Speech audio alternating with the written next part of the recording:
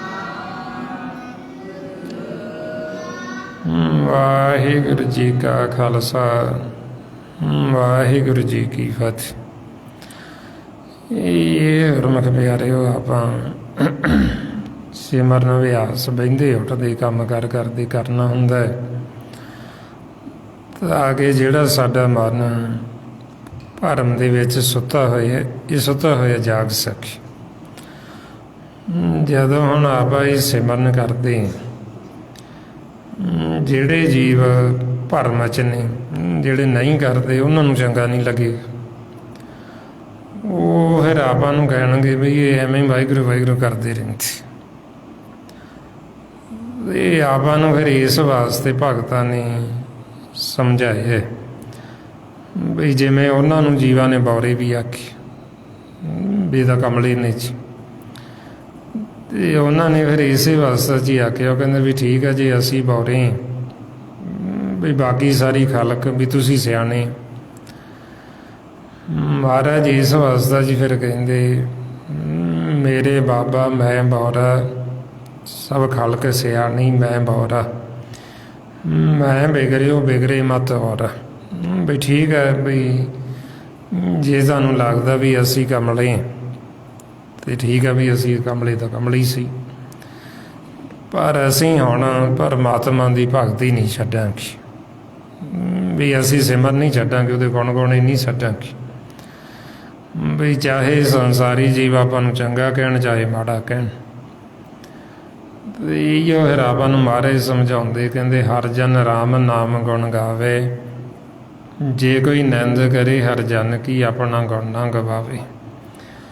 ਬਈ ਜੇ ਆਪਣੀ ਨਿੰਦਿਆ ਵੀ ਕਰਦੇ, ਆਪਾਂ ਨੂੰ ਮਾੜਾ ਵੀ ਕਹਿੰਦੇ, ਆਪਾਂ ਆਪਦਾ ਗੁਣ ਨਹੀਂ ਛੱਡਣਾ, ਅਸੀਂ ਆਪਦਾ ਸਿਮਰਨ ਕਰਦੇ ਰਹਿਣਾ, ਆਪਦਾ ਸਤਸੰਗਤ ਕਰਦੇ ਰਹਿਣਾ। ਇਸ ਵਾਸਤੇ ਹੁਣ ਗੁਰਮੁਖ ਪਿਆਰਿਓ, ਇਹ ਆਪਾਂ ਵੱਧ ਤੋਂ ਵੱਧ ਅਭਿਆਸ ਕਰਨਾ, ਗੁਰਬਾਣੀ ਗੁਰੂ ਨੂੰ ਪੜ੍ਹ ਕੇ ਵਿਚਾਰਨਾ, ਤਾਂ ਕਿ ਸਾਡਾ ਮਨ ਪਾਸੇ ਨਾ ਜਾਵੇ, ਸਾਨੂੰ ਸਮਝ ਲੱਗੇ।